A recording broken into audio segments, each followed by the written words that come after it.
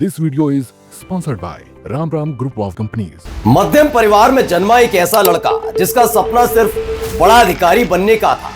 वजह वो उस जाति से ताल्लुक रखता था जिसे उस वक्त समाज में उचित सम्मान नहीं मिलता था। लेकिन जब वो अधिकारी बना तो किस्मत उसे खींचकर सियासी मैदान में ले आई। सियासत के मैदान में भी उसने कमाल कर दिया। विधायक से सांसद और सांसद से मंत्री बनने का ऐसा सफर जारी रखा कि केंद्र में सरकार किसी की हो, मंत्री पद की एक सीट उनकी पक्की हुआ करती थी। आज बात ऐसे नेता की होगी जिन्होंने अपने पहले ही लोकसभा चुनाव में जीत का एक ऐसा रिकॉर्ड बना डाला जो गिनीज बुक ऑफ रिकॉर्ड में शामिल हो गया। संसद के सेंट्रल हॉल में बाबा साहेब भीमराव अंबेडकर की तस्वीर लगाने के लिए सत्ताधीशों से भिड़ गए, तो वहीं बाबा साहेब की जयंती पर छुट्टी का ऐलान भी उसी नेता की जिद का परिणाम है। और तो और बिना किसी राजनीतिक पृष्ठभूमि के एक वक्त में हालात ये पैदा कर दिए कि संसद में सबसे ज्यादा सांसद उनके ही परिवार से आते थे। जी हां, बात हो रही है पूर्व केंद्रीय मंत्री रामविलास पासवान की, जो आज जरूर इस दुनिया में नहीं है, लेकिन बिहार के बड़े से बड़े सियासतदान उनको चाहकर भी भूल नहीं सकते। तो चलिए काल चक्र का पहिया घुमाते हैं वहां से जब रामविलास पासवान ने छोटे से जिले से निकलकर राष्ट्रीय फलक पर अपनी पहचान बनाई। नमस्कार, मैं हूं प्रज्वल गौतम और आप देख रहे हैं काल चक्र।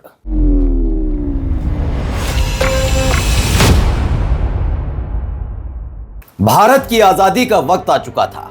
हर कोई उसी ऐलान का इंतजार कर रहा था, लेकिन दिल्ली से करीब 1200 किलोमीटर दूर एक परिवार को अपने बच्चे के आने का इंतजार था।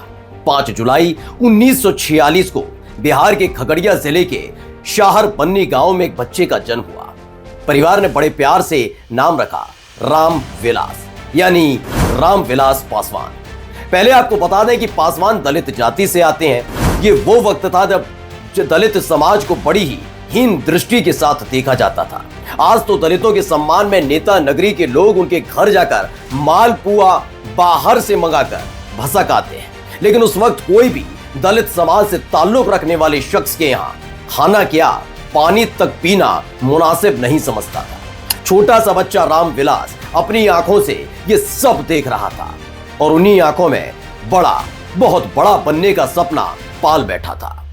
रामविलास समझ चुके थे कि बिना पढ़ाई लिखाई की ये संभव नहीं है, तो खगड़िया में ही शुरुआती पढ़ाई की। जुझारूपन इतना कि लॉ की डिग्री भी हासिल की, लेकिन असली मुकाम तब मिला जब रामविलास पासवान ने अपने शरीर पर खाकी पहनी। सिपाही या दरोगा नहीं, रामविलास पासवान उस वक्त डीएसपी बन चुके थे।